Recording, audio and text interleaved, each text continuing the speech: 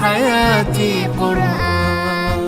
رحمن يا رحمن ساعدني يا رحمن اشرح صدري قرآن املأ قلبي قرآن واسق حياتي قرآن.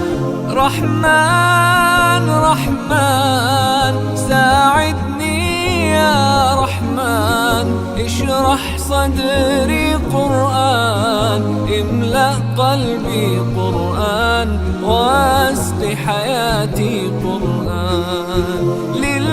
نصلی علی رسول الکریم انشاءاللہ ماشاءاللہ سبحان اللہ.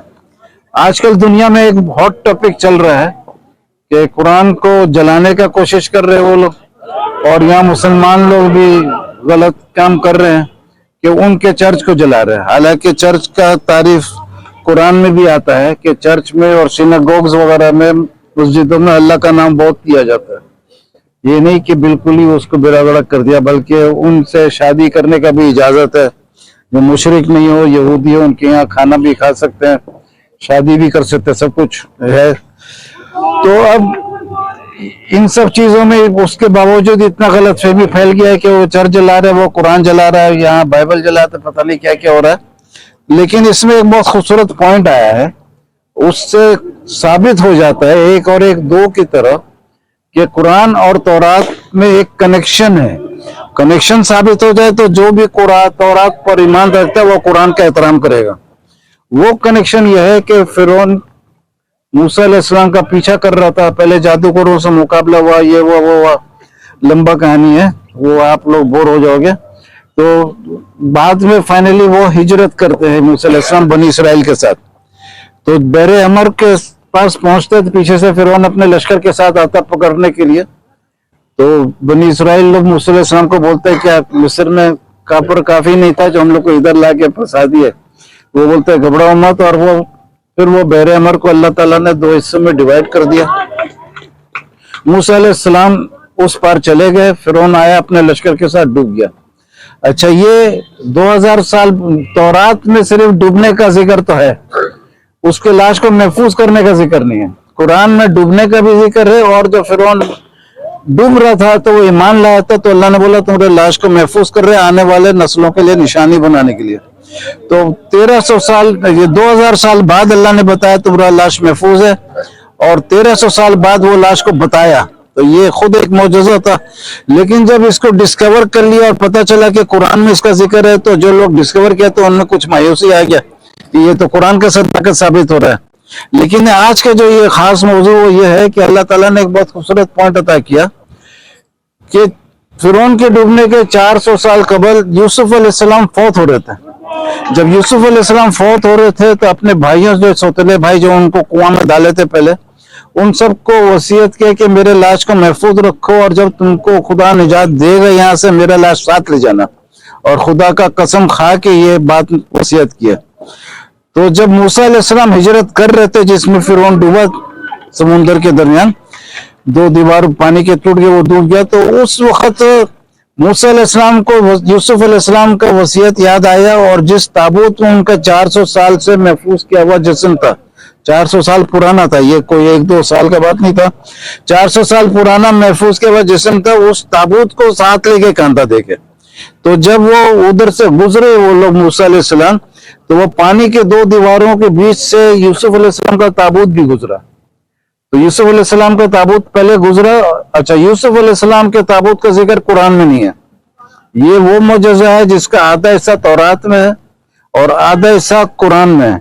تورات میں ہے کہ یوسف علیہ السلام کا 400 سال پرانا لاش وہاں سے گزرا اور پیچھے سے فرعون آیا، اور قرآن میں ذکر ہے کہ اس کے لاش کو محفوظ کیا گیا. تو پورے تورات میں ایک لاش محفوظ کیا گیا یوسف علیہ السلام کا، پورے قرآن میں ایک لاش ہے محفوظ، وہ فرعون کا. 400 سال کا فرق ہے، لیکن ایک ہی دن، ایک ہی وقت، ایک ہی جگہ دونوں میں موجود تھے. اس سے ثابت ہوا کہ تورات اور قرآن میں ایک خاص کنیکشن ہے. یہ کنیکشن سے یہ ثابت ہوا کہ دونوں تورات اور قرآن اللہ کی طرف سے ہے. تو جو تورات پر ایمان رکھتا ہے وہ قرآن کا احترام کرو، جو قرآن پر ایمان رکھتا ہے وہ تورات کا احترام کرو. اچھا، مسلمانوں میں غلط فہمی ہے کہ تورات منسوخ ہو گیا. منسوخ نہیں ہوا ہے، اس میں تحریف تو ہوا ہے. तहरीफ का इसमें कोई इनकार नहीं, मैं खुद मजमून लिखा हूं उसके तहरीफ के ऊपर, लेकिन मनसूख नहीं हुआ है। अल्लाह ताला ने बोला कि जब तक तुम्हारा ईमान तौरात और इंजील वगैरह वगैरह पे, कुरान तो लाजमी है उसमें, तो जब तक इसके ऊपर ईमान तुम्हारा कामिल नहीं हो, इस पर अमल नहीं हो, तब तक तुम्हारा ईमान सही साबित नहीं हो तुम। और इसके साथ में ये है कि तौरात में जैसा खतना करते हैं मुसलमान लोग, यहूदी लोग भी कहते हैं ये कानून तौरात का है, तो हम लोग उसको मानते हैं। कुरान में तो कोई खतने का जिक्र नहीं आया। तो इस तरीके से बहुत सारा बात है। ईसा अलैहिस्सलाम का जो पैदाइश का जिक्र है वो कुरान में डिटेल से है कि कैसे पैदा हुए, लेकिन तौरात में पैदा होने के बाद का जो चंद साल है, 10-12 साल, वो कहाँ थे नहीं थे, वो कुरान में नहीं है, वो तौरात में। तो इस किस्म से दोनों किताबों को जब मिला के आप पढ़ोगे तो कुछ कहानी उधर होता है, कुछ कहानी इधर होता है, ऐसे बहुत सारे पॉइंट्स हैं। और एक मजेदार बात है, क्योंकि आप लोग माशाल्लाह इतने गौर से सुन रहे हो, खुद से आया, ये मैं बहुत खुश हो गया। एक और खूबसूरत पॉइंट इसका सुना देता हूँ, वो ये है कि पूरे दुनिया की तारीख में 2 नबी ऐसे गुजरे जिनको लावारिस के दोनों महल पहुंच गए। यूसुफ अलैहिस्सलाम को कुआं में डाले भाई लोग, सौतेले भाई लोग, वो फिरौन के महल पहुंच गए, और मूसा अलैहिस्सलाम की माँ ने उनको दरिया नील में डाला, क्योंकि फिरौन कत्ल करता था बच्चों को, वो भी महल पहुंच गया। इसमें एक और खूबसूरत बात है कि 400 साल बाद मूसा अलैहिस्सलाम को दरिया में डाला, और 400 साल पहले उनको कुआं में डाला था। लेकिन जिसको कुआं में डाला उसको ताबूत में रखा, और जिसको दरिया में डाला था वो इस ताबूत को कांधा दे के उस पार ले गया। तो ये एक बहुत खूबसूरत पॉइंट है, ताकि संजीदगी से इंसान सोचे। और ये दावत बहरिया को भी, जो एथियस्ट जिसको बोलते हैं, जो खुदा पे ईमान नहीं रखता, कि 3700 साल लंबा एक कहानी जो है, जो किताबों से साबित भी हो रहा है सही, तो वो किसी इंसान का कलाम नहीं हो सकता है। तो बहरिया को भी दावत है कि अल्लाह पर ईमान रखो, और सुन के जाके क्रिकेट खेलो, और आप सब लोग को फर्स्ट क्लास एंजॉयमेंट दे। अल्लाह हाफिज। बड़ी अच्छी आपने मालूमात दी।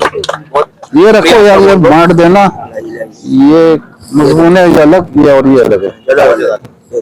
हाँ ये बहुत बहुत ओके बेटा, अल्लाह हाफिज। कोई बात नहीं, अल्लाह का कलाम है भाई, क्रिकेट सब रह जाएगी। अगर ये जो सुनाई है ना बात, ये मुसलमान आप पता करें। हाँ नहीं बहुत, ये जो ये बता रहे हैं, मैं तो भाई ये पढ़ता रहता हूँ। ये तो अभी जो आपने मुझे इंटरव्यू बताई ना, तो मतलब अगर आप मैं कर रहा हूँ तो उसमें भी ये बात नहीं है, मतलब यूसुफ अलैहिस्सलाम को